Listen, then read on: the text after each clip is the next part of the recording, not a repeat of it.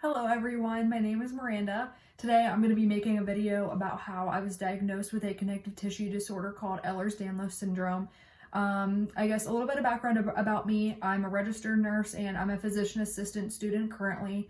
And basically the reason I want to make this video is because I really want to spread awareness for this condition, considering a lot of people don't know what it is.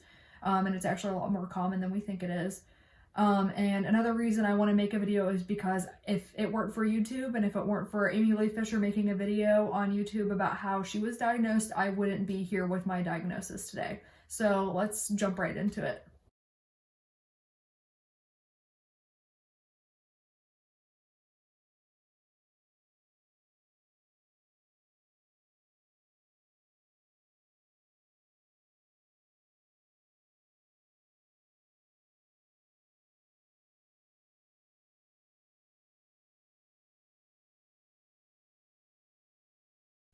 Okay, so I just want to make a little bit of a disclaimer before I get started. If you're watching this video and this sounds like you might have Ehlers-Danlos syndrome, I suggest you do a little bit more research and find out what else you can figure out about the condition. And if it really sounds like it might be you, I highly suggest that you go and talk to your primary care doctor, NP, or PA and get their take on it.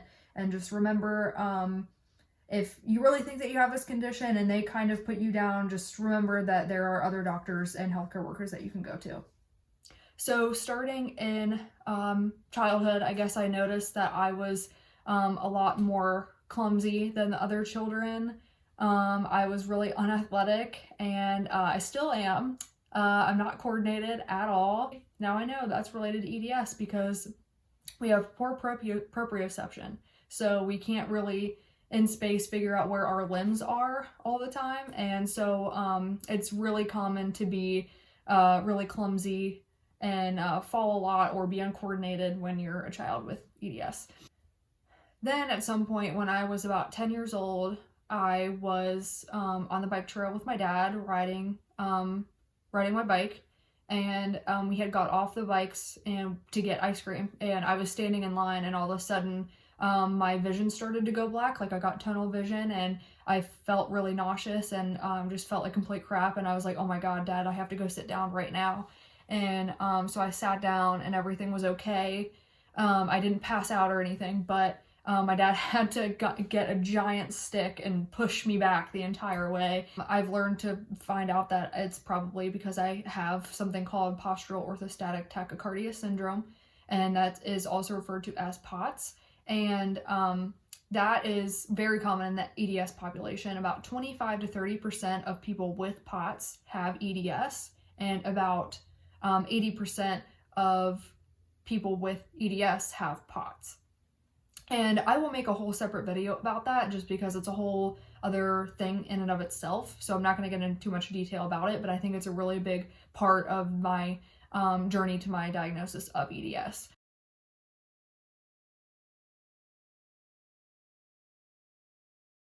When I was trying out for volleyball when I was about 12 years old, I hurt my feet, and that was a common occurrence. My feet were always getting injured, and I really didn't know why, and I would rest them and they would be fine. And I've come to figure out that it's because I have very flat feet, also related to Ehlers-Danlos syndrome.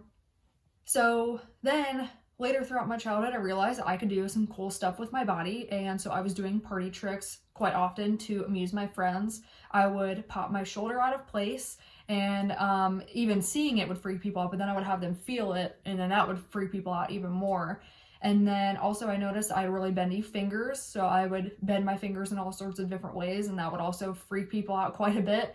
And I can also, I don't know if this is actually related to EDS, I've heard it is, but I'm not exactly sure, but I can move the tendons on my knuckles, and that seems to freak people out quite a bit too.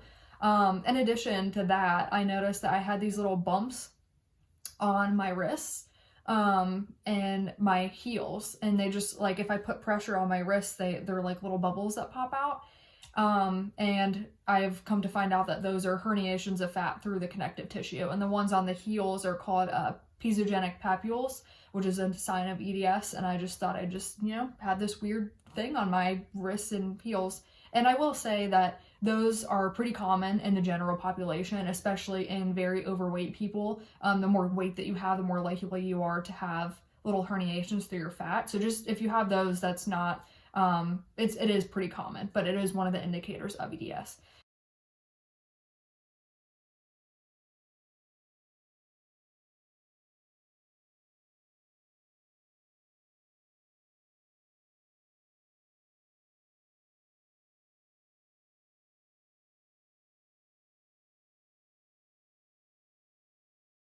But anyways, I also noticed that I was always bruised for absolutely no reason, or just a little bit of a poke will bruise me. Like my friends would always just come up and poke me, just messing with me, and I would have a bruise the next day. And I always attributed that to being anemic, which now that I look back on it, I'm like, being anemic doesn't cause bruising, so that made absolutely no sense. My mom also had easy bruising too, so she just said, like, oh, it's normal, it's no big deal.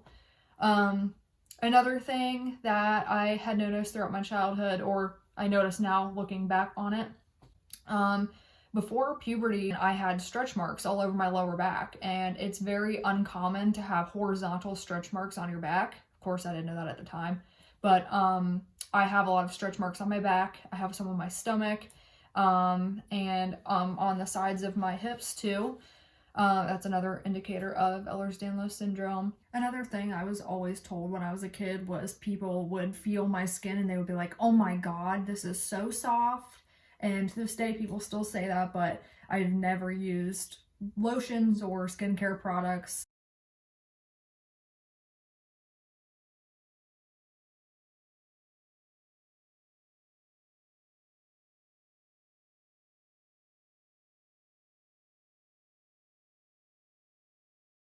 Moving on to young adulthood, like in high school, I started noticing my POTS symptoms getting worse, and at the time I didn't know it was POTS, but I knew something was getting a lot worse.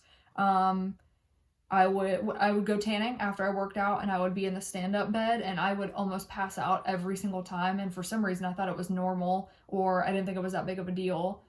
But eventually I said, I was looking it up, and of course I found POTS, and I was like, I think I have this, because I'm not going to go into it now. I'll make a separate video about it. But a lot of the things I was reading about was like, this makes so much sense. I think I have this. But, you know, being the high schooler that I was, I didn't have enough courage to bring it up to my doctor. And I went to my doctor and I explained my symptoms, and she basically just said, okay, we'll check your iron. And it was fine. And I was blown off like I was totally normal. So that's pretty much all about the POTS that I have for a while.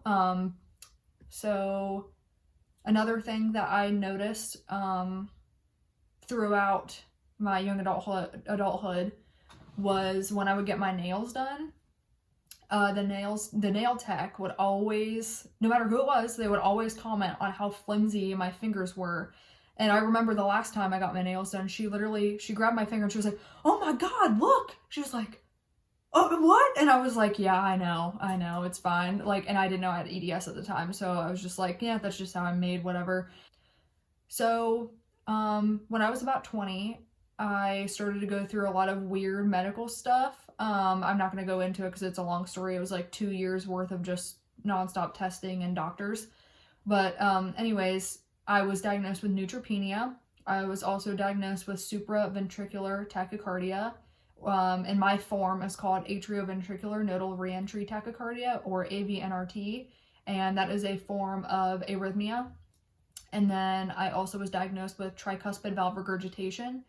And to this day, I don't know if SVT and neutropenia are related to EDS. I found one article that linked neutropenia to something called mast cell activation syndrome, which is very common in the EDS population, which again, I won't get into in this video.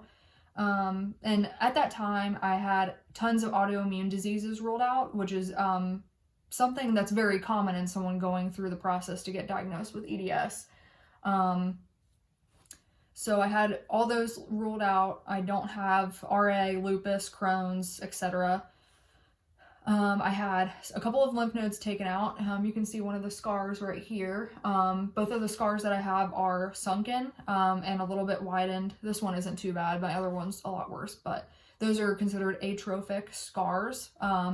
And if you've ever heard of a keloid scar, it's like the opposite of that. It's sunken and or cigarette paper. I don't have the cigarette paper type of scarring because that's a different type of Ehlers-Danlos syndrome, but that is considered atrophic scarring, which is also very common in EDS. You don't have to have it, but it's common.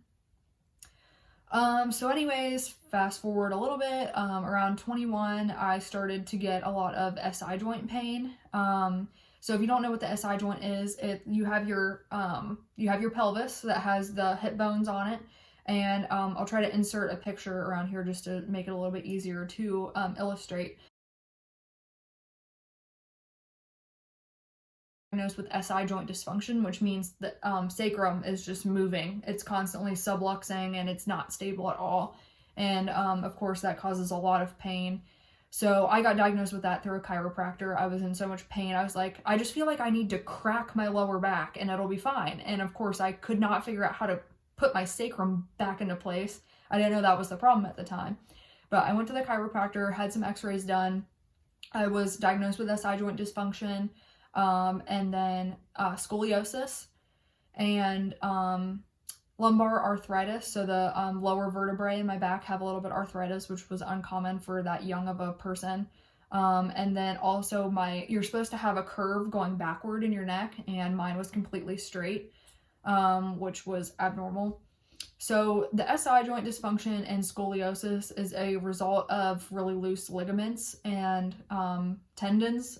Mainly the ligaments, but basically the ligaments in the SI joint are way too loose and floppy to keep all of the weight of my head and my upper body, which is all sitting on the vertebrae, which eventually land on the sacrum. And so all that weight is pushing down on it. And so the loose ligaments in my sacrum allow it to just slide around, which is the reason I had a lot of pain. Same with scoliosis. You have ligaments lining your entire spine, and if they're way too loose, you're going to get a curvature in your spine.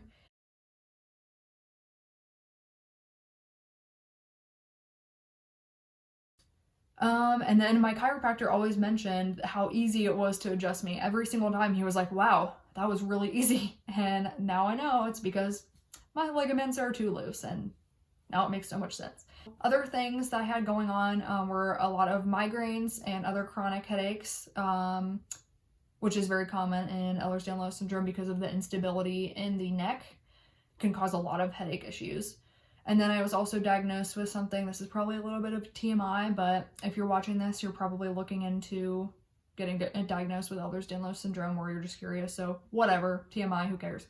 I was diagnosed with a rectocele, and that is basically a form of pelvic organ prolapse, and that's all I'm going to say about that. My other joint pains were getting progressively worse after the SI joint pain really started. I started noticing that all of the distal joints in my fingers just started to ache a lot. And let's see what else. My wrists hurt, my hips and my knees, and my SI joint, of course, and my neck and my back. So a lot of different joints were starting to hurt me, and I had also gotten ruled out lupus and RA, so that didn't really make a whole lot of sense to me. So I didn't think anything of all of this stuff being related ever up until I started PA school. I had found about 6 months in to PA school, I was looking on my computer one night and I found Amy Lee Fisher on YouTube, and I saw her video about my, I forget what it was exactly titled. I'll put it in the description box below so you can watch it if you want to. But she has EDS, and her video was about how she got diagnosed with EDS, and she went through the criteria for it and everything. And like I was saying earlier in the video, it was like something slapped me in the face and I was like, oh my God. And then she hadn't even mentioned POTS yet, and everything had already started making sense. And then she started talking about POTS, and I was like, oh my God, I think I have this. And me being the medical professional that I am, I did research nonstop. And meanwhile, throughout this whole 6 months, I was noticing that I was getting like really short of breath more often. It was like the POTS symptoms were again getting worse. They kind of got better in college for whatever reason. It came up every once in a while. When I was out standing for a long period of time, it would get kind of bad, but it was never terrible. But anyways, it was getting worse again in PA school, and I think it's because I was sitting all day every day, and my body had just almost gotten deconditioned, even though I was working out 3 times a week in the morning. And I just noticed that I wasn't able to keep up with my workouts like I used to be able to, and if I had to go stand up for a long period of time, again, my symptoms will get worse. And I thought it was maybe because my tricuspid regurgitation was getting bad, but that wasn't the case. So I thought it was POTS. I did a lot of monitoring myself. I had a BP cuff and I had my Apple Watch and I monitored my heart rate, and I was like 100% sure I had POTS. So I went to my PCP. This was when I had first attributed it to my tricuspid regurgitation, got an echo, it hadn't gotten any worse. Got a referral to a cardiologist. He, of course, I'll tell more about this story because it's just like crazy to me how this doctor acted. But he basically blew me off at first, and I said at the end of the appointment, I was like, could it be POTS? And basically he said, yeah, it could be. Went to talk to an electrophysiologist. I got the tilt table test, and here I am. I got diagnosed with POTS. Meanwhile, while waiting for my follow-up appointment with my cardiologist, I had an exam one day at my PA school. It was called a standardized patient exam, and basically we go in and we do a medical interview, we do the physical exam, we diagnose on a fake patient. And there's a faculty member in the room with us, and long story short, we got to the debriefing at the end, and she was like, yeah, I thought it was weird that you used your reflex hammer to do the percussion. So that's when you put your hand, you're supposed to put your hand on someone's back or belly or whatever and tap on it like this. And I said, yeah, I have to use the reflex hammer because if I don't, my finger literally just bends back like that and I get no sound. And she was like, oh my God, do you have a connective tissue disorder or something? Mind you, I had never mentioned anything about my thinking that I had EDS or POTS or anything to this professor. And I was like, yeah, actually, I think I might. And I was actually just diagnosed with POTS. So long story short, I finally had the courage, because of that professor. I honestly probably would not have brought it up to my cardiologist because I just didn't feel confident enough. I had the courage to finally bring it up to him. And I said, yeah, my professor, who is a physician assistant and a midwife, she told me that she thinks that I might have a connective tissue disorder. And throughout my research, I thought that too. And shockingly enough, he was like, yeah, it's actually more common than you would think it is. So yeah. And I like showed him my fingers or whatever and kind of gave him a short story as to why I think I have it. So he actually somehow got me into Cincinnati Children's Hospital. I was 22 at the time. His wife actually worked at Children's and got me in to the connective tissue clinic at Cincinnati Children's, which was a miracle because I was too old. They have a very strict cutoff of 21, and I was lucky enough to get in there. So I went into the geneticist a couple months later and got diagnosed with hypermobile Ehlers-Danlos syndrome.